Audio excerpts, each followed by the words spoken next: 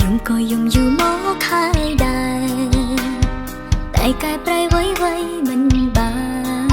នទោះបារម្ភគេខ្លាំងក៏បានត្រឹមរំខានអ្វីដែលទទួលបានគឺទឹកភ្នែកអូនមិនមែនជាអូនទៀតទេហើយក៏លែងខ្លាចនឹងការបាយមនុស្សស្រីម្នាក់តន់ជ្រាយស្គាល់តែទាំងភ្លេងលេងใจយំជាស្រែកទៀតហើយគឺបងអ្នកកែប្រែអូនឲ្យចេះរឹងមាំធ្វើមិនសមធ្វើទៀតចង់ត្រានត្រាពេលបងបានបងស្រីម្នាក់នេះហើយទៅតែក្រោយកុំស្ដាយពេលគ្មានគេគឺបងអ្នកកែប្រែអូនធ្វើជាមនុស្សថ្មីគឺបងរៀនអូនឲ្យរំលាយអាយម្នាក់នេះបដូរហើយ